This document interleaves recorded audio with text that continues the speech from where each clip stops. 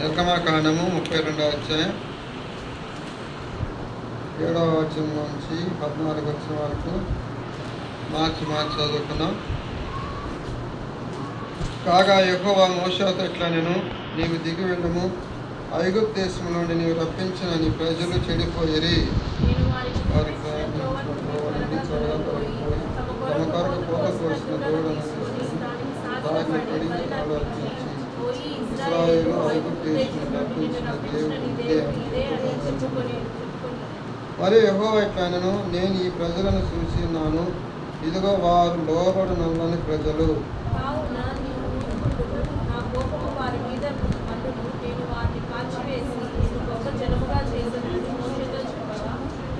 మోషే తన దేవుడైన యెహోవాను బ్రతిమాలుకొని, యెహోవా నీవు మహాశక్తి వలన బాహుబలం వలన ఐగుప్తు దేశం రప్పించిన నీ ప్రజల మీద నీ కోపం మండనేలా.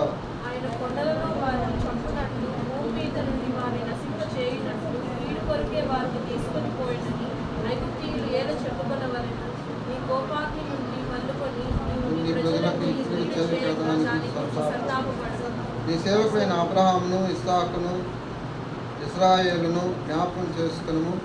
నీ వారితో ఆకాశ నక్షత్రం వలె మీ సంతానం అభివృద్ధి చేసి నేను చెప్పిన ఈ సమస్త భూమిని మీ సంతానమున నీకు ఇచ్చేదననియు వారు నిరంతరం దానికి హక్కుదారులగుతారు నీవు వారితో నీతోడని ప్రమాణం చేసి చెప్పుతున్న నేను తన ప్రజలకు చేస్తుందని చెప్పిన కీడుని గురించి సంతాపపడను.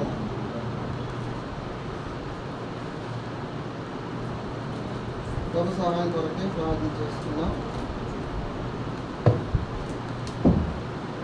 ప్రేమ నమ్మకం కలిగిన పరలోక తండ్రి, జీవము కలిగిన దేవాయస్య వందనాలు స్తోత్రాలు చెల్లిస్తున్నాం. ఎప్పటి వరకు పాటలు సహాయపడుతూ వచ్చిన గొప్ప దేవుడివి నీకు వందనాలు స్తోత్రాలు. మరి ముఖ్యంగా ఆరాధన వర్తమానం సహాయపడుతారండి. అయోగ్యని బలహీనై నన్ను బలపరిచి నీ సిలువ చాట మరుగుపరిచి తండ్రి నీ మాటలు నాకు అనుగ్రహించమని సన్నలు ప్రార్థిస్తున్నాం. దేవా తండ్రి, మత్తయి సువార్త 10:20 ప్రకారం, యోహాను సువార్త 12:12 ప్రకారం మీరే మాతో మాట్లాడుతున్నామని సన్నలు ప్రార్థిస్తున్నాం. దేవా నీ మాటల ద్వారా మేము మేలు పొందినట్లు దీవించి ఆశీర్వదించండి. దేవాన్ని సన్నిధి మాకు తోడుగా ఉంచండి, నీ ప్రసన్నత మాకు తోడుగా ఉంచండి, నీ మహిమను మాకు తోడుగా ఉంచండి. మీరు మా మధ్యను నడిపించి ప్రభుజీకి సహాయపడుతున్నామని ఆరాధనలో సహాయపడుతారండి, వర్తమానంలో మీరు సహాయపడుతారండి, నీ కృపలో భద్రపరుస్తారండి. దేవ వందనాలు స్తోత్రాలు చెల్లిస్తున్నాం. నన్ను కూడా నీ హస్తాలుగా చెప్తున్నాం. ప్రభా తండ్రి నీ సన్నిధి మాకు తోడుగా ఉంచి నడిపించి ప్రభు చూపమని సహాయపడుతున్నామని దేవా నీకే మహిమ ఘనత ప్రభావం కలిగినట్లు ప్రభు చూపమని సహాయపడతాము. మా ప్రభు మా రక్ష విమోచకుడైన యేసు ప్రభునామములో అడిగి వేడుకొనిస్తున్నాం తండ్రి, ఆమేన్.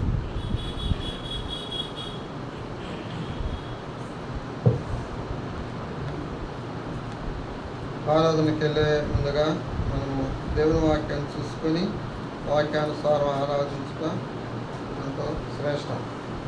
కాబట్టి మనం చదువుకున్న భాగాన్ని మనం చూసినట్లయితే ఈ వాక్య భాగము దేవుడు ఇశ్రాయేలు ప్రజలు ఐగుప్తు నుంచి తీసుకొచ్చినప్పుడు వారిని ఎర్ర సముద్రం నుంచి దాటి వచ్చిన తర్వాత వారు ఎన్నో పరిస్థితుల గుండా వారు వస్తారు.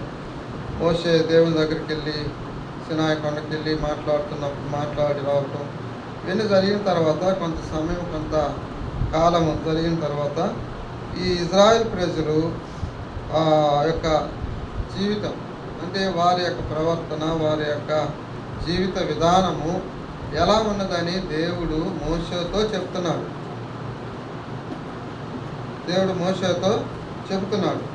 కనుక మా ఇజ్రాయెల్ ప్రజలు ఐగుప్తుని దేవుడు తీసుకొచ్చినాడు కనుక వారికి ఎన్నో అద్భుత ఆశ్చర్యమైన కార్యాలు జరిగిస్తూ వచ్చినాడు.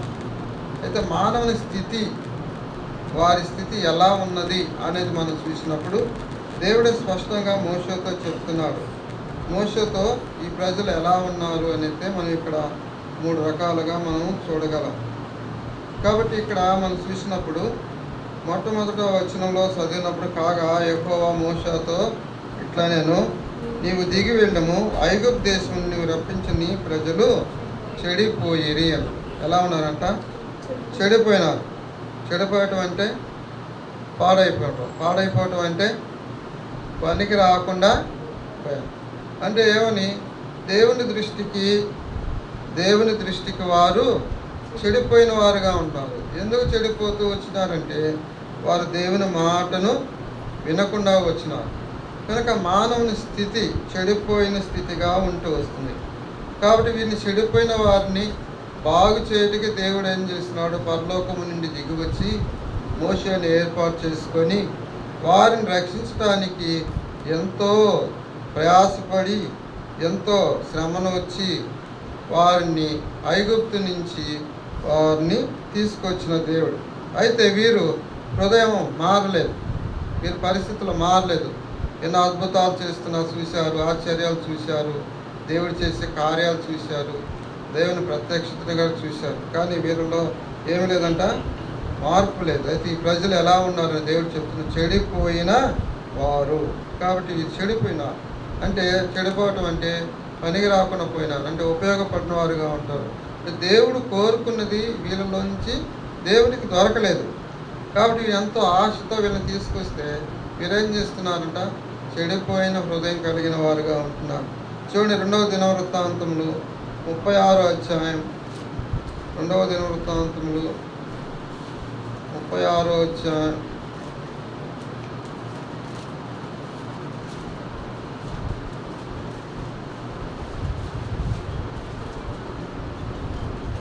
16వ వచనాన్ని చదువుకుందాం.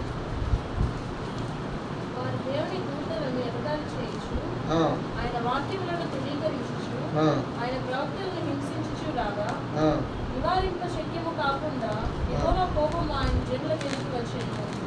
ఆయన వారి మీదకి కన్యల రాజును రప్పింపగా అతడు వారి పరిశుద్ధ స్థలముగా ఉన్న మందిరంలోనే వారి యవనులను ఖడ్గము చేత సంహరించాను. కాబట్టి ఇక్కడ చూస్తే మనం 16వ వచనంలో వారు దేవుని దూతలను ఎగతాళి చేసు ఆయన వాక్యమును తృణీకరించుచు ఆయన ప్రవక్తలు హింసించు రాగా నివారింప శక్యము కాకుండా యెహోవా కోపం ఆయన జనుల మీదకి వచ్చాను. ఎలా ఉన్నారంట, వారు దేవుని దూతలనే ఎగతాళి చేసేవారుగా, అంటే దేవుని కార్యాలన్నా వారు ఎలాంటి స్థితిలో ఉంటే ఎగతాళి చేసేవాళ్ళుగా ఉంటారు. అంతేకాదు దేవుని మాటలను వాళ్ళు తృణీకరిస్తూ వచ్చినారు, అలాగే ప్రవక్తని హింసిస్తూ వచ్చినారు. కనుక వారు నివారించి శక్యము కాకుండా ఉందంట.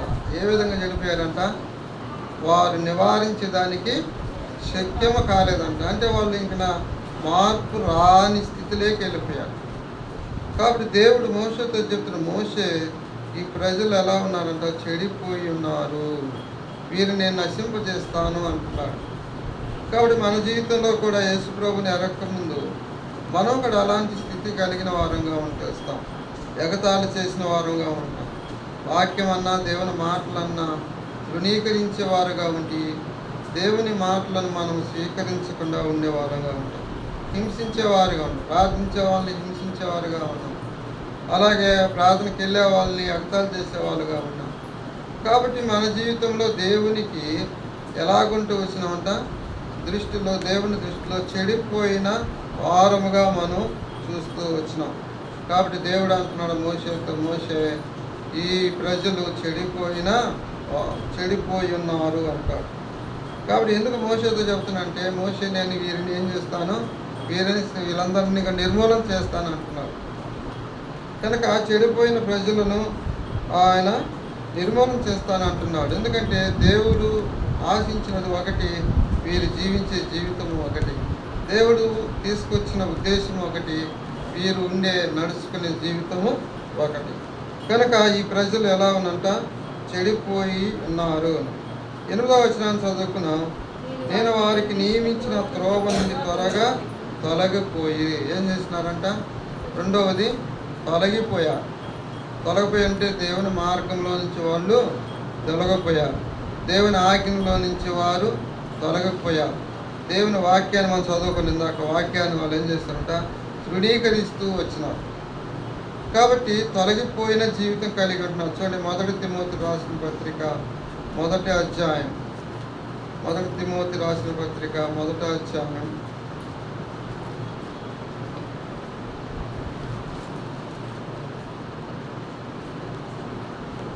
5వ వచనాన్ని మనం చదువుకున్నాం. ఉపదేశ సారమేదనగా ఉపదేశ సారమేదనగా పవిత్ర హృదయం నుండి మంచి మనస్సాక్షి నుండి నిష్కపటమైన విశ్వాసము నుండి కలుగు ప్రేమయే. కాబట్టి వీరు ఎలా ఉన్నారంట? దేవుని దృష్టిలో తొలగిపోయినారు. తొలగిపోవటం అంటే ఏమని? ఇప్పుడు మనందరం గుంపుగా ఉన్నాం. మనలోంచి ఎవరైనా పక్కకు దూరంగా పోయారంటే ఏమన్నాడు? అతను తొలగిపోయినాడు, ఆమె తొలగిపోయింది అంటారు. అంటే ఏమని? మన సహవాసంలో లేరు, దేవుని సన్నిధిలో లేరు, దేవుని సహవాసంలో లేరు. కారణం ఎందుకంటే చూడండి, ఉపదేశానుసారం విధంగా పవిత్ర హృదయం నుండి ఏదంట? పవిత్రమైన హృదయం. కనుక వీరు ఎందుకు తొలగిపోయినారంటే వాళ్ళు ఏం లేదు, పవిత్రత లేదు, అపవిత్రమైన హృదయం కలిగి ఉన్నారు. కనుక దేవుని మాటలు అన్న వాళ్ళకి పట్టవు, దేవుని ఆజ్ఞలు అన్న వాళ్ళకి ఇష్టం ఉండదు. కనుక దేవుడు ఆజ్ఞలు ఇస్తే మోషే వారికి తెలియజేస్తే వీరేం చేస్తున్నారు? తొలగిపోతూ ఉండరు, అంటే వాటిని అనుసరించటం లేదు. కాబట్టి పవిత్ర హృదయం నుండి తొలగిపోయారు. మంచి మనస్సాక్షి నుండి మంచి మనస్సాక్షి లేదు. అలాగే నిష్కపటమైన విశ్వాసము నుండి కలుగు ప్రేమ. నిష్కపటమైన విశ్వాసం, కపటం లేని విశ్వాసం. కాబట్టి మన జీవితంలో కూడా మనం ఎలాగ ఉంటూ వచ్చినాం? పవిత్ర హృదయం లేకుండా అపవిత్రమైన హృదయం కలిగి జీవిస్తూ వచ్చినాం. అంతేకాదా, దేవుని ఎరక ముందు మన హృదయం ఎలాగ ఉంటుంది? హృదయం మోసకరమైనది, ఘోరమైన వ్యాధి కలిగినది. కనుక అలాంటి హృదయం కలిగి, అపవిత్రమైన హృదయం కలిగి, మంచి మనస్సాక్ష్యం లేకుండా, అంటే అసలు మనస్సాక్షి ఉండదు లోకంలో ఉండేవారికి కొన్ని సందర్భాలు. కాబట్టి కపటమైన ప్రేమ కలిగి ఉంటాం. ఇది దేవునికి ఇష్టం లేని కార్యం. కనుక వీటిలోంచి వాళ్ళు ఏం చేస్తూ వచ్చారంట? తొలగిపోయాను రాయడం. కాబట్టి నేను వారికి నియమించిన త్రోవ నుండి త్వరగా తొలగిపోయి ఏం చేస్తున్నారంట? తొలగిపోయినారు. కనుక నియమించిన త్రోవ, కనుక దేవుని మార్గంలోంచి వాళ్ళు తొలగిపోతూ వచ్చారు. మన జీవితంలో కూడా మనకు ఎన్నోసార్లు దేవుని వాక్యం వినిపిస్తూ వచ్చింది. మనం వినని వారంగా ఉంటూ వచ్చినాం, తొలగిపోయిన జీవితం కలిగిన వారంగా ఉంటూ వచ్చినాం. కనుక మన జీవితంలో దేవుని మాటలు అంగీకరించిన వారంగా ఉంటూ వచ్చినాం. కనుక అలాంటి స్థితి మానవుని స్థితి. మొదటగా ఎలాంటిదంట? చెడిపోయిన స్థితి. రెండవది చూస్తే తొలగిపోయిన స్థితి. మూడవది మనం చూసినప్పుడు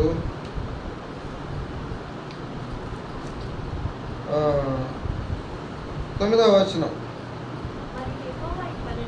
మరియు యెహోవా ఇట్లా నేను ఈ ప్రజలను చూసినాను, ఇదిగో వారు లోబడనొల్లని ప్రజలు. ఏరంట? లోబడినొల్లని ప్రజలు. లోబడు అంటే చెప్పిన మాట వినరు, దేవుని మాట వినల, వారు లోబడటంలే, వారి హృదయాలు కఠినమైపోయినాయి, మూర్ఖత్వం కలిగి ఉంటున్నారు. కనుక దేవుని మాటను అంగీకరించటంలా, దేవుని మాటలను హృదయంలో చేర్చుకోవటంలో, కనుక వీరు లోబడని వారిగా తయారైపోయినారు. కాబట్టి దేవుడు వీరి మీద ఏం చేస్తున్నాడు? బాధపడుతూ వస్తున్నాడు. మోషే చెప్తున్నారు, మోషే ఈ ప్రజలు ఎలాగున్నారు? చెడిపోయిన ప్రజలు, త్రోవ విడిచిన తోవను తొలగిపోయిన ప్రజలు. మూడవది లోబడిన వారిగా ఉంటున్నారు. కనుక నా జీవితాల్లో యేసు ప్రభుని ఎరక్క ముందు ఎలాంటి జీవితం, మానవుని జీవితం కనుక ఎలాగుందంటే చెడిపోయిన స్థితి, రెండవది తొలగిపోయిన స్థితి, మూడవది లోబడనొల్లని స్థితి. కనుక లోబడనొల్లని ప్రజలుగా ఉంటూ వచ్చాం. మనం కూడా లోబడని ప్రదేశంలో ఉంటూ వచ్చాం. లోబడని దేవుని మాటలకు లోబడిన వారుగా జీవిస్తూ వచ్చాం. కాబట్టి దేవుడు అంటారు, వీరిని నశింపచేస్తాను అంటున్నాడు. అయితే మోషే అంటున్నాడు, వారి పక్షాన బ్రతిమలాడుతున్నాడు, అయా వీరిని నశింప చేయదు, ఐగుప్తు నుంచి తీసుకొచ్చి వీరిని ఇక్కడ తీసుకొస్తే ప్రజలు, లోకము ఏమనుకుంటుంది? వీళ్ళని తీసుకెళ్ళి దేవుడు వాళ్ళని తీసుకుపోయి నశింప చేయటానికి అనుకుంటుంది.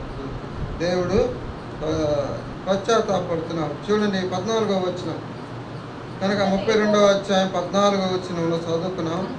అంతట యెహోవా తన ప్రజలకు చేసినని చెప్పిన కీడును సంతాపపడెను. కాబట్టి దేవుడు ఏం చేస్తున్నారు? వారి విషయమై సంతాపడుతూ వచ్చారు. ఎన్ని మార్లు మన విషయమై దేవుడు సంతాపడి ఉంటాడు. ఎన్ని మార్లు మన విషయమై దేవుడు విచారపడి ఉంటాడు. ఎన్ని మార్లు మన విషయమై దేవుడు ఎంతగా దిగులుపడి ఉంటాడు కదా. మనం రక్షించడానికి ఎన్నిసార్లు మన దగ్గరికి దేవుని వాక్యం పంపుకుంటాడు, ఎన్నిసార్లు హెచ్చరించుంటారు, ఎన్నిసార్లు మనకు స్వార్థ ప్రకటింపబడి ఉంటుంది. కానీ మనం ఎలాగుంటూ వచ్చినాం? లోబడిన వాళ్ళని వారిగా ఉంటూ వచ్చినాం, దేవునికి బాధ పెట్టేవారుగా ఉంటూ వచ్చినాం. అయితే ఇది దేవుని సంతాపడుతూ వచ్చినాడు. అయితే దేవుడు ఎలాంటి వాడు అనేది మనం ఇప్పుడు చూద్దాం. 34వ అధ్యాయం 6వ వచనాన్ని మనం చదువుకున్నాం. నిర్గమకాండం 34వ అధ్యాయం 6వ వచనాన్ని చదువుకున్నాం. అతని ఎదుట యెహోవా అతను దాటి వెలుచు, యెహోవా కనికరము, దయ, దీర్ఘశాంతము, విస్తారమైన కృపాసత్యం గల దేవుడైన యెహోవా. కాబట్టి ఇక్కడ మనం చూస్తే ఇంకా 17వ వచనంలో కూడా ఆయన 1000 మంది కృప చూపుచు దోషమును, అపరాధమును, పాపమును క్షమించును. కాబట్టి ఇక్కడ దేవుని యొక్క అంత వాత్సల్యత రాగటానికి కారణం ఎలాంటి వారంటే, వారు మంచివారని కాదు, కానీ వారు మాట వినేవారు కాదు, కానీ వారు లోబడేవారని కాదు. కానీ ఇక్కడ మనం చూస్తే ఎందుకు దేవుడు సంతాపడుతూ వచ్చినాడంటే, ఆయన కనికరము కలిగినవాడు. ఎలాంటి వాడంట? కనికరము కలిగినవాడు. దేవుడు కనికరించినాడు కనుక కనికరించుకుంటే వారు నశించిపోయిండేవారు. అలాగే దయ కలిగినవాడు, దయ చూపాడు. అయ్యో పాపం, వీరు మానవులే, వీరు లోబడిన వారులే, వీరు తిరుగుబాటు చేసేవారు, వీళ్ళ స్వభావం అలాంటిదని మన ఎడల దయ చూపుతూ వచ్చాడు. అంతేకాదు దీర్ఘశాంతం ఇచ్చాడు.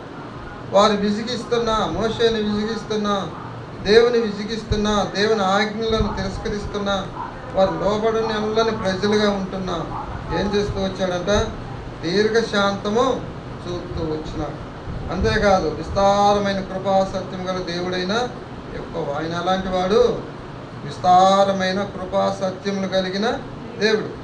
కాబట్టి ఆయన ఏం చేస్తున్నాడంటే 1000 మంది కృప చూపుచు దోషమును, అపరాధమును, పాపమును క్షమించును. కాబట్టి ఏం చేస్తున్నాడంట? మన యొక్క దోషములను, మన యొక్క అపరాధములను, మన యొక్క పాపములను క్షమిస్తూ ఉన్నాడు. ఎంత గొప్ప దేవుడు! కనుక ఎందుకు వారిని నశింపకుండా కాపాడుతూ వచ్చాడంటే, వారి యొక్క గొప్పతనం కాదు, కానీ మోషే ప్రార్థన కాదు, కానీ దేవుడు ఎలాంట కనికరం కలిగిన వాడు. మన ఎళ్ళ ఆయన కనికరం చూపాడు, మన ఎళ్ళ దయ చూపుతూ వచ్చాడు, మన ఎళ్ళ దీర్ఘశాంతం చూపుతూ వచ్చాడు, మన ఎళ్ళ విస్తారమైన కృపా సత్యములు చూపుతూ వచ్చాడు. అంతేకాకుండా మన దోషములన్నిటిని ఏం చేస్తూ వచ్చాడంట? ఆయన మన అపరాధములను, మన దోషాలను, మన పాపములన్నిటినీ ఆయన క్షమిస్తూ వచ్చాడు. ఇంకా ఆయన భరిస్తూ కూడా వచ్చాడు. కనుక మన పాప దోషములన్నిటిని ఆయన వీపు మీద వేసుకొని మోసినాడు.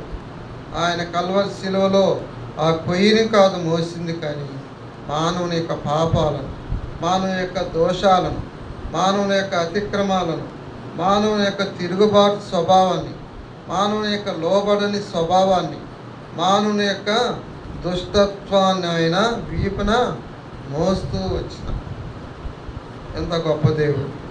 కనుక నా జీవితంలో మనం దేవునికి తిరుగుబాటు చేసిన వారు, లోబడిన వారు, తొలగిపోయిన వారు, మాట వినలని వారిగా ఈ లోకంలో జీవిస్తూ ఉన్నప్పుడు దేవుడు మన పాప భారాన్ని అంతటిని ఆయన మీద వేసుకొని మోసి మనకేం చేస్తూ వచ్చాడు?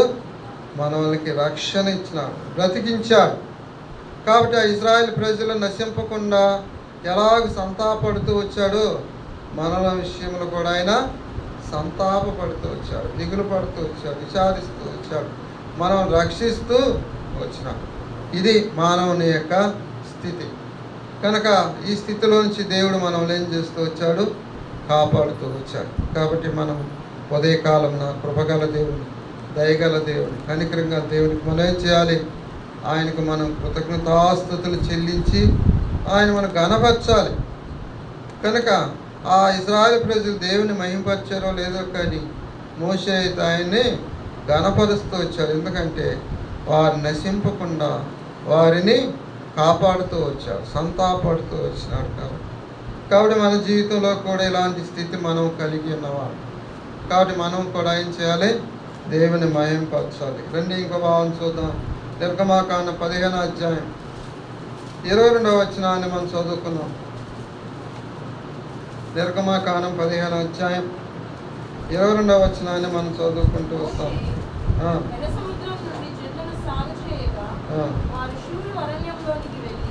దాంట్లో 3 దినములు నడిచిరి. అచ్చట వారికి నీళ్లు దొరకలేదు. అంతలో వారు మారాకు చేరిరి. మారా నీళ్లు చేదైనవి కనుక వారు ఆ నీళ్లు తాగలేకపోయి, అందువలన దానికి మారా అని పేరు కలిగేది. ప్రజలు మేమేమి త్రాగదుమని మోషే మీద సనుగుకొనగా అతడు యెహోవాకు మొరపెట్టెను. అంతటా యెహోవా అతనికి ఒక చెట్టును చూపెను. అది ఆ నీళ్లలో వేసిన తరువాత నీళ్లు మధురములాయెను. అక్కడ ఆయన వారికి కట్టడను విధిని నిర్ణయించి అక్కడ వారిని పరీక్షించి, మీ దేవుడైన యెహోవా వాక్కును శ్రద్ధగా విని ఆయన దృష్టికి న్యాయమైనది చేసి ఆయన ఆజ్ఞలకు విధేయులై ఆయన కట్టడలన్నిటినీ అనుసరించి నడిచిన ఎడల నేను ఐగుప్తీయులకు కలుగజేసిన రోగములలో ఏదియో మీకు రానియను, నిన్ను స్వస్థపరిచి యెహోవాను నేనే అనెను. కాబట్టి ఇక్కడ చూసినప్పుడు ఇశ్రాయేలు ప్రజలు ఎర్ర సముద్రం దాటి నడిచి వెళ్ళినప్పుడు వారికి ఏమి వచ్చింది? దాహం వేసింది. కాబట్టి వారికి నీళ్ళు అవసరం. ఎంతమంది? 6 లక్షల మందికి నీళ్ళు ఇవ్వటం అంటే సరిపోతుందా? మన బావిలో నీళ్ళు సరిపోవు, కాళ్ళలో నీళ్ళు సరిపోవు. ఎన్ని నీళ్ళు మోసి ఇవ్వగలడు? తెచ్చివ్వగలడా? తెచ్చివ్వలేడు. కాబట్టి వీరు మారాను ప్రదేశానికి వచ్చారు నడుచుకుంటూ. ఇశ్రాయేలు ప్రజలు నడుచుకుంటూ మారాను ప్రదేశానికి వచ్చారు. అయితే అక్కడ నీళ్ళు ఉన్నాయి, కానీ అక్కడ ఆ నీళ్ళు ఎలాంటి అంట? చేదు నీళ్ళు అంట. చేదు. ఎలాంటి నీళ్ళు? చేదు నీళ్ళు. అయితే ఆ నీళ్ళు ఎలా తాగలరు? చేదు నీళ్ళు ఎవరైనా తాగలరా? ఎవరు కూడా తాగలేరు. కాబట్టి వారి దాహంతో చచ్చిపోతున్నారు. కాబట్టి వారు మోషేని అడుగుతున్నారు, మోషే మేము దాహం వేస్తున్నది, మాకు నీళ్ళు కావాలంటే, సరే మారా అనే ఊరు మధ్యలో మారా అనే ఊరు వచ్చింది. ఆ ఊర్లో మనం నీళ్లు చూద్దామని వెళ్ళారు. కానీ అక్కడ ఏమున్నాయంట? నీళ్లు ఉన్నవి, కానీ ఆ నీళ్లు చేదుగా ఉన్నాయంట. కాబట్టి మారా అంటే మనకు ఏమని? చేదు. మారా అంటే చేదు. రూతు గ్రంథంలో కూడా మనం చూసుకోగలం. మారా, నన్ను అమ్మ రూతు అనుకున్నాను, మారా అంటే చేదు. నయోమిని అంటాడు, అమ్మ నన్ను నయోమి అనొద్దు, నా పేరు మారా అంటాడు. అయితే ఇక్కడ చూసినప్పుడు వీళ్ళు మారాకు వచ్చినప్పుడు ఇక్కడ వారు నీళ్లు ఎలా ఉన్నాయంట? చేదుగా ఉన్నాయంట. అయితే ఏం చేస్తున్నారు? మోషే దేవుడు మొరపెట్టినప్పుడు మోషే ఏం చేస్తున్నారు? మోషే ఈ చెట్టును ఒక చెట్టు అంతటా యెహోవా అతనికి ఒక చెట్టును చూపాను, అది ఆ నీళ్ళలో వేసి తర్వాత నీళ్లు మధురముగా ఏం చేశాడు? దేవుడికి మొరపెట్టాడు. అవి అయ్యా ఈ నీళ్లు చేదు, ఇవి తాగలేమంటే దేవుడు ఒక చెట్టును చూపించాడు. ఆ చెట్టు నీళ్ళలో వేయగానే ఏమైపోయినాయంట? మారాగా ఉన్న నీళ్లు మధురంగా మారిపోయినాయి. అప్పుడు వారు తాగి దాహం తీర్చుకుంటూ వచ్చారు. కనుక ఇక్కడ మనం చూసినప్పుడు మన జీవితం కూడా ఎలాంటిదంట? చేదు జీవితం.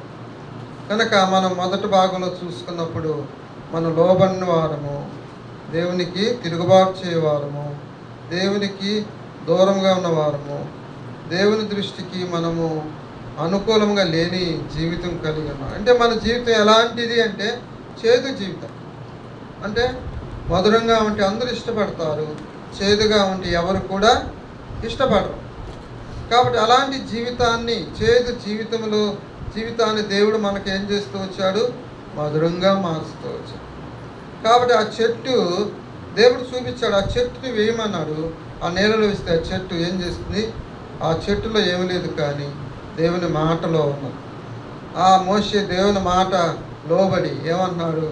ఆ చెట్టు నీళ్ళలో వేయి మోషే అంటే మోషే ఏం చేస్తున్నాడు, ఈ చెట్టు వేస్తే నీళ్ళు మంచిగా ఎలా మారుతాయి ప్రభు అనలే.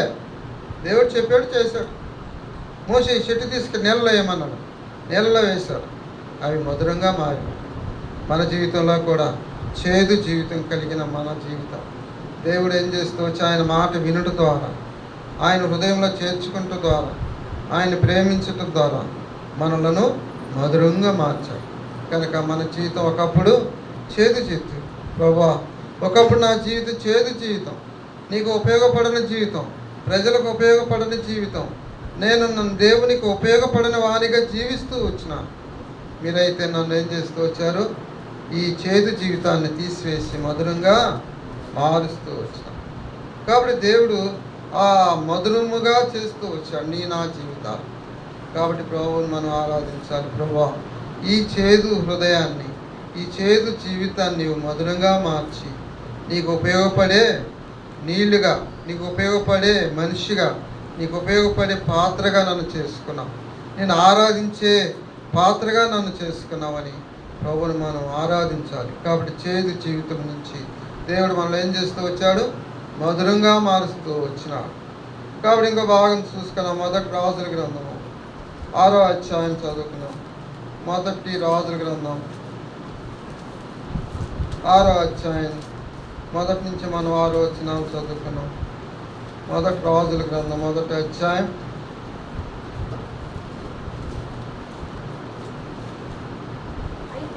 అయితే ఐగుప్తు దేశంలో నుండి బయలుదేరి వచ్చిన 480 సంవత్సరముల ముందు, అనగా సొలొమోను ఇశ్రాయేలును ఏలిన 4వ సంవత్సరమందు జీప్ అను 2వ మాసమున అతడు యెహోవా మందిరమును కట్టింపనారంభించెను. రాజైన సొలొమోను యెహోవాకు కట్టించిన మందిరము 60 మూరలు పొడవును, 20 మూరలు వెడల్పును. రెండవ రాజుల గ్రంథం 6వ అధ్యాయము మొదటి నుంచి చదువుకున్నాం. అంతటా ప్రవక్తల శిష్యులు ఎలీషాకు వచ్చి, ఇదిగో నీ యుద్ధ అగ్ర స్థలము ఇరుకుగా ఉన్నది, నీ ఎలవైతే మేము యుద్ధాన్ని నదికి పోయి తల యొక్క మ్రాను అచ్చటి నుండి తెచ్చుకొని ఒక చోట నివాసము కట్టుకున్నామని మనం చేయగా వెల్లుడని ప్రత్యుత్తరం ఇచ్చాను. అతడు దయచేసి నీ దాసులమైన మాతో కూడా నీవు రావాలని కోరగా అతడు నేను వచ్చేదని చెప్పి వారితో కూడా పోయాను. వారి యుద్ధానికి వచ్చి మ్రాను నరుకుచుంది. ఒకడు దూలము నరుకున్నప్పుడు గొడ్డలి ఊడి నీటిలో పడిపోగా, అయ్యా నా ఏలినవాడా, ఇది ఎవరో తెచ్చినదని మొరపెట్టాడు. కనుక ఆ దైవజనుడు అది ఎక్కడ పడినని అడిగాను. వాడు అతనికి ఆ స్థలమును చూపగా అతడు కొమ్మ వేయుడి నరికి నీళ్ళలో వేయగా గొడ్డలి తేలెను. కాబట్టి ఇక్కడ మనం చూసినప్పుడు మనకు ఈ పరిస్థితి, ఎలీషా ప్రవక్త ఉంటున్నాడు. ఎలీషా ప్రవక్త అడవిలో ఉంటున్నారు, గుడారం వేసుకొని. శిష్యులు అంటారు, అయ్యా మనకి స్థలం చాలదు, మనం విశాలమైన స్థలం కట్టుకుందామని పోయి అడవికి వెళ్ళి కట్టెలు తెస్తామని చెప్పి వెళ్తారు. వెళ్ళినప్పుడు ఒకడు కట్టెలు నగుతున్నప్పుడు ఆ గొడ్డలి ఏం జరుగుతుంది, నీళ్ళలో పడుతుంది. గొడ్డలి నీళ్ళలో పడంగానే అతను ఏం చేస్తాడంటే అరుస్తాడు. ఒకడు దూలం నరుకుతున్నప్పుడు గొడ్డలి ఊడి నీటిలో పడిపోగా వాడు, అయ్యా నా ఏలినవాడా, ఇది అరువు తెచ్చినది అని మొరపెట్టాడు. కాబట్టి అంటున్నాడు, ఇది నేను అరువు తెచ్చాను, అప్పు అడిగి తెచ్చుకున్నాను, బదులు తెచ్చుకున్నాను, అయ్యా ఇది గొడ్డలి నీళ్ళలో పడిపోయింది, మళ్ళీ ఇవ్వాలి వాళ్ళకి అని మొరపెడుతున్నాడు, అరుస్తున్నాడు. కాబట్టి దైవ సేవకుడు అక్కడ ఉండి ఏమంటాడంటే, అది ఎక్కడ పడిన స్థలం చూపించమనగా అతడు కొమ్మ ఒకటి నరికి నీళ్ళలో వేయగా గొడ్డలి తేలెను. కాబట్టి ఇక్కడ గొడ్డలి నీళ్ళలో పడిపోయింది, అక్కడ గుంటలో పడిపోయింది. ఎక్కడది నీళ్ళలో కాదు, గుంటలో పడిపోయింది. ఆ గుంటలో పడిపోతే, గుంట అంటే లోపలగా ఉంటుంది, కింద బురద ఉంటుంది, మట్టి ఉంటుంది, లోతుగా ఉంటుంది. కనుక ఆ గొడ్డలి లోపల పడింది, గొడ్డలి బరువైంది, లోపల పడిపోయింది. కనుక వాడు కొమ్మ నరుగుతున్నప్పుడు, శిష్యులు కొమ్మ నరుగుతున్నప్పుడు ఆ గొడ్డలి కింద లోపల పడిపోయింది. ఎప్పుడైతే లోపల పడిపోయిందో అది పైకి రాలేదు, అది ఆ గుంటలోకి వాళ్ళు దిగలేరు. కాబట్టి ఆయన మొరపెడుతున్నారు, అయ్యా గొడ్డలు పడిపోయింది, ఇది అరువు తెచ్చుకున్నాను, ఇది తిరిగి నేను మళ్ళీ ఇచ్చేయాలి, ఇది ఎలాగని బాధపడుతుంటే ఎలీషా వచ్చి ఇది ఎక్కడ పడిందో చూపున్నప్పుడు అక్కడ ఏం వేసినంట, ఒక కొమ్మ నరికి వేశాడు. ఏం వేశాడు? కొమ్మ వేశాడు. కొమ్మ వేయగానే ఏమైపోయింది? గోడలు పైకి వచ్చింది. గోడలు పైకి వస్తుందా? గోడలు బరువైన వస్తువు పైకి రాదు. కానీ అక్కడ దైవ సేవకుడు చేసిన కార్యం ఏంటి? కొమ్మ నరికి వేశాడు. కనుక ఈ కొమ్మ ద్వారా ఏమైపోయింది? మునిగిపోయిన ఆ గొడ్డలి తేలింది. గొడ్డలి ఏమైపోయింది? తేలింది. ఎప్పుడైతే తేలిందో అతను ఎంతో సంతోషం కలుగుతూ వచ్చినాడు. కాబట్టి ఇక్కడ మనం చూడవలసింది ఏంటంటే, మునిగిపోయిన మన జీవితం, గుంటలో పడిపోయిన మన జీవితాన్ని దేవుడు పైకి లేపుతూ వచ్చినాడు. ఈ గొడ్డలి అయితే పడిపోయింది, కానీ కనుక దైవ సేవకుడు అంటున్నాడు, ఆ పడిన స్థలాన్ని నాకు చూపించమంటున్నాడు. కనుక అక్కడ కొమ్మ వేశాడు. ఈ కొమ్మే ప్రభువైన యేసుక్రీస్తు. కనుక నీకు నాకు మధ్య ప్రభువైన యేసుక్రీస్తు కొమ్మగా ఈ లోకానికి వచ్చి చిగురించే కొమ్మగా ఉంటూ మన జీవితాన్ని, గుంటలో పడిపోయిన మన జీవితాన్ని, నశించిపోతున్న మన జీవితాన్ని దేవుడు పైకి లేపినాడుగా ఉన్నాడు. కనుక దైవసేవకుడు కొమ్మ వేయగానే ఏమైపోయింది? గొడ్డలి పైకి వచ్చింది. కనుక అది ఆ గొడ్డలిని తీసుకోగలిగినాడు. కాబట్టి మన జీవితంలో కూడా మనం ఎన్నో మార్లు అలాంటి స్థితిని కలిగిన వారంగా ఉంటూ వస్తున్నాం. మన జీవితం పడిపోయిన స్థితి, గొడ్డలాగా మనము ఆ గుంటలో పడిపోయిన స్థితిని కలిగి ఉంటున్నాం. చూడండి, కీర్తన గ్రంథం 30వ అధ్యాయం 2వ వచనం మనం చదువుకున్నాం. కీర్తన గ్రంథం 30వ అధ్యాయం 2వ వచనాన్ని మనం చదువుకున్నాం. యెహోవా నా దేవా, నేను నీకు మొరపెట్టగా నీవు నన్ను స్వస్థపరిచితివి. యెహోవా, పాతాళములో నుండి నా ప్రాణము లేవదీసితివి. నేను గోతులోనికి దిగకుండా నీవు నన్ను బ్రతికించితివి. కాబట్టి ఏమైపోయిందంట? మానవుని యొక్క జీవితం పాతాళంలో నుండి దేవుడు పైకి తీసినాడు. కాబట్టి మానవుని జీవితం గోతిలో పడిపోయిన స్థితిలో, మరణ స్థితిలో, పాడైపోయిన స్థితిలో, నశించిపోయే స్థితిలో మానవుడు ఉంటూ వచ్చినప్పుడు దేవుడు మనం ప్రేమించి అన్నాడు, పాతాళంలో నుండి నా ప్రాణము లేవదీసి. దావీదు మహారాజు అంటాయా, నువ్వు పాతాళంలో నుండి, నా ప్రాణం పాతాళంలోకి వెళ్ళిపోయినది, అలాంటి స్థితిలో నువ్వు నన్ను ఏం చేస్తూ వచ్చినావు? పైకి లేవదీశావు. కనుక దావీదు అంటున్నాడు, నా ప్రాణాన్ని గోతిలోండి లేవదీసిన దేవుడు అంటున్నాడు. అంతేకాదు, గోతిలోనికి దిగకుండా నన్ను బ్రతికించితివి. కనుక గోతిలోకపోతే ఏముంది? ఇంక మళ్ళీ పైకి రాలేం కదా. గోతిలోకపోతే మనం పైకి రాలేం, ఊపిలోకపోతే పైకి రాలేం.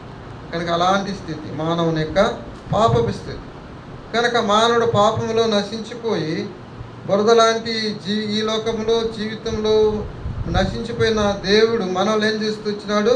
లేపుతూ వచ్చినాడు, బ్రతికిస్తూ వచ్చినాడు, ప్రాణమును మనల్ని కాపాడుతూ వచ్చినాడు. ఆ యొక్క సమాధిలోనికి, నశించిపోయే మరణ స్థితిలోనికి వెళ్ళకుండా దేవుడు మనల్ని బ్రతికించినాడు.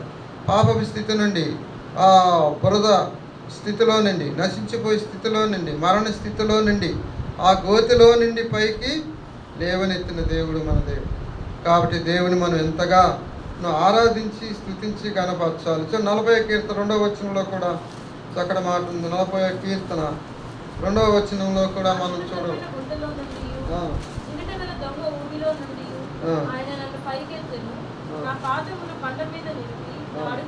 చాలమ్మా, చాలు. 42.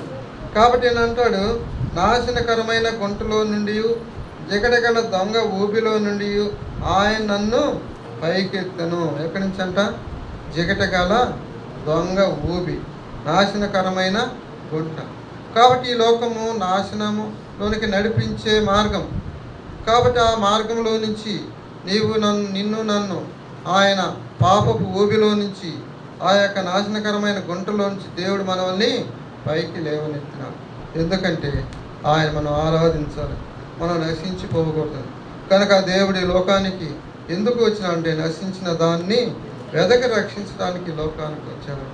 కనుక నీవు నేను రక్షించబడాలని, నశించిపోకూడదని దేవుని యొక్క మహాసంకల్పం, ఆయన కృప, దయ, కరుణ, వాత్సల్యతను బట్టి దేవుడు మనల్ని ఏం చేస్తూ వచ్చాడు? బ్రతికిస్తూ వచ్చినాడు. కాబట్టి ఉదయకాలను ప్రభువా, నేను ఒకప్పుడు ఈ యొక్క జగటిగల పాపపు ఊబిలో, లోకములో నశించిపోతూ ఉన్నాను. ఒకవేళ నేను మరణించి ఉంటే, ఆ జగటిగల ఊపిలో నేను పాతాళంలోకి వెళ్ళవలసిన స్థితి. పాతాళం నుంచి నువ్వు నన్ను తప్పిస్తూ వచ్చినావు. ఇందుని బట్టి నేను స్తుతిస్తున్నానని దేవుణ్ణి మనం ఆరాధించి గణపరచాలి. కాగా యెషయా గ్రంథం 38వ అధ్యాయం 17వ వచనంలో కూడా మనం చదువుకున్నాం. యెషయా గ్రంథం 38:17వ వచనాన్ని మనం చదువుకున్నాం. నీ ప్రేమ చేత నా ప్రాణమును నాశనమును గోతి నుండి విడిపించితివి. నీ వీపు వెనుక తట్టు నా పాపములన్నీ నీవు పారవేసితివి. కాబట్టి ఇక్కడ మనం చూసినప్పుడు 38 మిక్కటమైన ఆయాసం నాకు నెమ్మది కలగట కారణమైన నీ ప్రేమ చేత నా ప్రాణము నాశనము గోతి నుండి విడిపించి. కాబట్టి దేవుని ప్రేమ చేత కనుక మన యొక్క గొప్పతనం కాదు, కానీ మన యొక్క చదువు కాదు, కానీ ధన సంపదలు కాదు, కానీ మన ఐశ్వర్యం కాదు, కానీ ఆయన ప్రేమ చేత నీ ప్రాణము మన ప్రాణమును ఏం చేస్తూ వచ్చినాడు? గోతి నుండి విడిపించినాడు. అంతేకాదు నీ వీపు వెనుక తట్టిన పాపములన్నీ నీవు పారవేసితివి. పాతాళము. కాబట్టి మన పాపములన్నిటిని దేవుడు ఏం చేస్తూ వచ్చినాడంట? వెనుక పారవేసినాడు. కనుక ఆయన మన పాపములు జ్ఞాపకం చేసుకోలేదు. మనకు కనిపించకుండా చూడకుండా అవి పారవేసినాడు. కాబట్టి దేవుడు మనల్ని పాతాళం నుండి ఎలాగో తప్పిస్తూ వచ్చినంటే ఆయన ప్రేమ చేత మనల్ని తప్పిస్తూ వచ్చినాడు. కాబట్టి ఉదయకాలంలో దేవుని మనం ఆయన్ని గణపరచాలి, స్తుతించాలి, ఆయన మహింపరచాలి. ఎందుకంటే మన పాపములు ఎన్నడైనా జ్ఞాపకం చేసుకుని అన్నాడు. కనుక పాప లోకంలో జీవించిన నీవు నేను, పాతాళమునకు వెళ్ళవలసిన నీవు నేను, మన ప్రాణము గోతిలోకి వెళ్ళవలసిన ఆ స్థితిలోంచి దేవుడు మనల్ని తప్పిస్తూ వచ్చినాడు. ఇంకా భాగంగా యోహాను సువార్త 4వ అధ్యాయం, యోహాను సువార్త 4వ అధ్యాయం 7వ వచనాన్ని మనం చదువుకున్నాం. యోహాను సువార్త 4వ అధ్యాయం. సమరయ స్త్రీ నీళ్లు చేదుకొనుటకు అక్కడికి రాగా యేసు నాకు దాహమునకు ఇమ్మని ఆమెను అడిగెను. ఆయన శిష్యులు ఆహారం కొనుటకు ఊరిలోనికి వెళ్ళి 11వ వచనం చదవండి. అప్పుడు ఆ స్త్రీ, అయ్యా, ఈ బావి లోతైనది, చేదుకొనుటకు నీకేమీ లేదే, ఆ జీవజలం ఎలాగ నాకు దొరుకును? 13వ వచనం చదవండి. అందుకు యేసు, ఈ నీళ్లు త్రాగు ప్రతి వాడును మరలా దప్పికొనడు, నేను ఇచ్చు నీళ్లు త్రాగు వాడు ఎప్పుడునూ దప్పికొనడు, నేను వానికి ఇచ్చు నీళ్లు నిత్య జీవమునకై వానిలో ఊరెడి నీటి గుట్టుగా ఉండునని ఆమెతో చెప్పాను. కాబట్టి ఈ యొక్క వృత్తాంతం మనకు బాగా తెలుసు. సమరయ స్త్రీ బావి దగ్గర నీళ్ళ కోసము వస్తుంది. కాబట్టి యేసు ప్రభు కూడా ఆమె రక్షించాలనే ఉద్దేశంతో బావి దగ్గరకు వచ్చి ఉంటాడు. ఆమె అడుగుతుంది, యేసు ప్రభుని ఆమెను అడుగుతాడు, అమ్మ నాకు దాహమునకు ఇమ్మని. యేసు ప్రభు దాహముని ఇమ్మని అడుగుతాడు. ఆమె అంటే 11వ వచనంలో, అయ్యా ఈ బావి లోతైనది, చేదుకుంటకు నీకేమీ లేదే, ఈ జీవజలం ఎలాగ నీకు దొరుకును అంటుంది. కనుక యేసు ప్రభు ఆమెను రక్షించడానికి వచ్చాడు. ఆమెకు నిత్య జీవాన్ని ఇచ్చుటకు, జీవజలాన్ని ఇచ్చుటకు యేసు ప్రభు వచ్చాడు. కనుక ఆమె సంభాషిస్తున్నాడు, నాకు నీళ్ళు కావాలని నీళ్ళు ఇవ్వమ్మా అంటున్నాడు. ఆమె అంటుంది, ఈ లోతైన బావి దీనికి ఎలాగో దొరుకుని అంటున్నాడు. అయితే యేసు ప్రభు అంటాడు, అందుకేసి నీళ్లు త్రాగు ప్రతివాడును మరలా తప్పికొనను, నేనిచ్చి నీళ్ళు త్రాగవాడు ఎన్నటికీ తప్పికొనడు. కాబట్టి ఆమెకు చెప్తున్నాడు, అమ్మ ఈ నీళ్ళు నువ్వు తాగుతావు, మళ్ళా దప్పిక వస్తుంది, మళ్ళా తాగుతావు, మళ్ళా దప్పిక వస్తుంది, కానీ నేను ఇచ్చే నీళ్ళు ఎన్నటికీ తప్పికొను. కాబట్టి ఆమెకి ఎంతో సంతోషం, అయ్యా నేను ఈ బావి దగ్గర రాకుండా నాకు అలాంటి నీళ్ళు ఇవ్వమంటుంది. కనుక ఆ నీళ్ళు ఇస్తే నేను ఇంట్లోనే ఉండి నేను ఎక్కడికి పోకుండా నేను ఎవరిని అడగకుండా తాగొచ్చు అనుకుంటాను. ఆమె లోకపరంగా ఆలోచిస్తుంది. అయితే దేవుడు అంటున్నాడు, దేవుడు ఆమెను ప్రశ్నిస్తూ వచ్చినాడు, నేను ఇచ్చే నీళ్ళు ఎన్నటికీ దాహము కనవను. అయితే అంటాడు మళ్ళా, నేను నీకు ఇచ్చే నీళ్ళు నిత్య జీవునికి వాళ్ళు ఊరెడి నీటి బొగ్గగా ఉందని ఆమెతో చెప్పాను. కాబట్టి ఈ నీళ్ళు నిత్య జీవనకై ఊరెడి నీటి బొగ్గగా ఉంటుందంట. కాబట్టి ఆమెకి దేవుడు ఏమి తనకు వచ్చాడు? నిత్య జీవాన్ని ఇచ్చాడు. కాబట్టి ఆమె యొక్క దాహం తీర్చడానికి వచ్చినాడు. కనుక ఆమె పాపపు దాహంతో ఉన్న ఆమెను జీవజలపు నీటిని ఇవ్వటానికి ఇచ్చాడు, నిత్య జీవాన్ని ఇవ్వటానికి ఇచ్చాడు. కనుక ప్రభువైన యేసుక్రీస్తునందు ఎవరైతే విశ్వాసం ఉంచుతారో వారికి ఏంటంట? నిత్య జీవము ఉంటుంది. ఆయన మరణములోని జీవములోనికి దాటించిన దేవుడు. కాబట్టి మన మరణ స్థితిలో నుంచి, పాప స్థితిలో నుండి దేవుడు మనల్ని దాటించి నిత్య జీవాని కోసం ఆయన పరలోకం ఈ లోకానికి దిగి వచ్చిన దేవుడు. కాబట్టి ఇక నిత్య జీవం ఇస్తున్నాడు. ఆమెకి దేవుడు యేసు ప్రభు నిత్య జీవాన్ని ఇచ్చడానికి ఈ లోకానికి వచ్చాడు. నిన్ను నన్ను రక్షించడానికి ఈ లోకానికి దేవుడు వచ్చాడు. ఆయన నిత్య జీవాన్ని మనకి ఇచ్చుటకు ఆయన పరలోకముని విడిచిపెట్టి భూలోకానికి వచ్చిన, సాధారణమైన జీవితం జీవించిన, తగ్గించుగల జీవితం జీవించిన కనుక నిన్ను ప్రేమించుట కొరకు సమస్తం విడిచిపెట్టి ఆయన నిత్య జీవాన్ని విడిచిపెట్టి మనకు నిత్య జీవాన్ని ఇచ్చుటకు పరలోకం నుండి దిగి వచ్చిన గొప్ప దేవుడు ఎవరంటే ప్రభువైన యేసుక్రీస్తు. కనుక ఆ యొక్క దేవుని మనము ఉదయకాలంలో ఎంతగా మనం ఆరాధించి గణపరచాలి. చూడండి, 1 కొరింథీయులకు రాసిన పత్రిక 6వ అధ్యాయం 19వ వచనం ఉంది. 1 కొరింథీయులకు రాసిన పత్రిక 6వ అధ్యాయం 1వ వచనాన్ని మనం చదువుకున్నాం. 19వ వచనం, 6వ అధ్యాయం 19వ వచనాన్ని, మీ దేహము దేవుని వలన మీకు అనుగ్రహింపబడి మీరున్న పరిశుద్ధాత్మ కాలమైనది మీరు కదా, మీరు మీ సొత్తు కారు, విలువ బట్టి కొనబడినవారు కనుక మీ దేహం దేవుణ్ణి మహిమపరచుడి. కాబట్టి మనం ఏం చేయాలంట? దేవుణ్ణి మహిమపరచాలి. ఎందుకంటే మనము మన సొత్తు కాము. ఎవరి సొత్తు? దేవుని సొత్తు. ఎందుకంటే నశించిపోతున్న మనలను, మరణానికి పాత్రలమైన మనలను, పాప ఊబిలో నశించిపోయిన మనలను ఆయన ప్రేమించి మనల్ని పైకి లేవనెత్తి రక్షించినాడు. కాబట్టి ఆయన రక్తం చేత మనం కడగబడినాం. కాబట్టి ఆయన సొత్తుగా చేసుకున్నాం. కనుక మనం ఆయన్ని మహిమపరచాలి. కనుక ఆయన సన్నిధిలో మనం ఏం చేయాలి?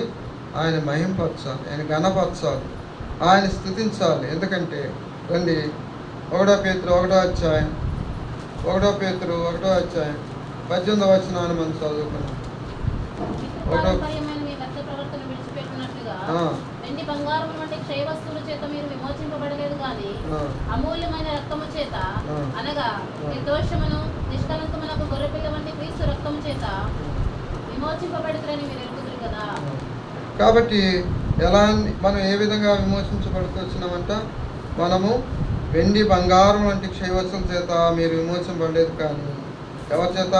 అమూల్యమైన రక్తం చేత, అనగా నిర్దోషం నిష్కలంకమునకు గొర్రె పిల్ల వంటి క్రీస్తు రక్తం చేత విమోచింపబడతారని మీరు ఎరుగుదురు కదా. కనుక మనము క్రీస్తు రక్తం చేత విమోచించబడిన, ఆయన రక్తము నిర్దోషమైనది, నిష్కలంకమైనది క్రీస్తు రక్తం, గొర్రె పిల్ల వంటి క్రీస్తు. ఆయన రక్తం చేత మనం పవిత్రపరచబడిన, ఆయన రక్తం చేత విమోచించబడిన వారు. కనుక దేవుడు మనల్ని విమోచించిన దేవుడు. నేను నన్ను ఆయన ప్రేమ చేత రక్షిస్తూ వచ్చిన.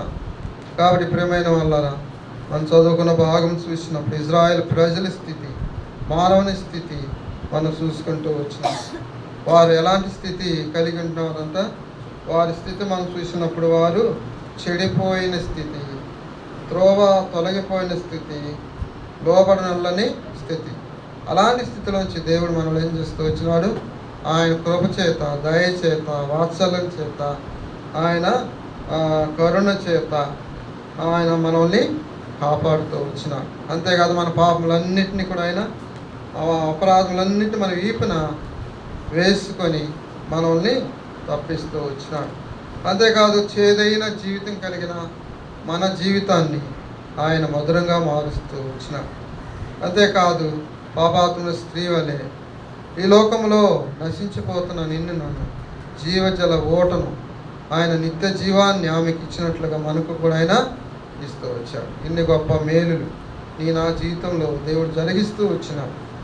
కాబట్టి ఆయన మనల్ని రక్షించుట కొరకు ఆ కల్వరి శిలువలో మన పాప భారానంతటిని మోసి విలువైన, అమూల్యమైన, నిర్దోషము నిష్కలంక రక్తం చిందించి, రక్తం ద్వారా మనకి పాప క్షమాపణ ఇచ్చాడు, విమోచన కలుగ చేస్తూ వచ్చాడు. కాబట్టి మనం చేయాలి, ఆయన్ని ఆరాధించాలి, మనం ఘనపరచాలి.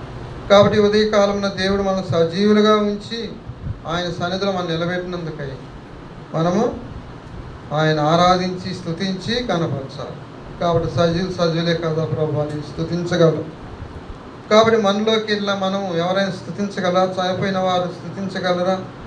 లేదా మరణించిన వారు స్తుతించగలరా? లోకంలోకి వెళ్ళిపోయిన వారు స్తుతించగలరా అంటే స్తుతించలేరు. ఆ ధన్యత భాగ్యాన్ని దేవుడు మనకు అనుగ్రహించాడు. కాబట్టి మనం దేవుని స్తుతిస్తాం. మీరు మీ సొత్తు కాదు, విలువ పెట్టి కొనబడిన మనం ఎవరంట? విలువ పెట్టి కొనబడిన వారు. ఆ విలువైంది ఏంటంటే ఆయన రక్తం, విలువైన రక్తం, అమూల్యమైన రక్తం, నిర్దోష నిష్కలంక రక్తం చేత దేవుడు మనల్ని కొన్నాడు. కాబట్టి మనం ఆయన్ని స్తుతించి ఆరాధించి కనపరచాలి. ఎంత ఆరాధించినా, ఎంత కనపరిచినా, ఎంత ఆయనకి స్తుతులు చెల్లించినా పోని కారణం దేవుడు మనకు చేసిన కార్యము అంత గొప్పది. కాబట్టి దేవుని ఉదయకాలం మనం ఆరాధిద్దాం, కనపరుద్దాం, స్తుతిస్తాం, దేవుణ్ణి మహిమపరుస్తాం. దేవుడి వాక్యం దీవించి ఆశీర్వదించిన గారు. అందరూ లేచి సాంసన్ రా.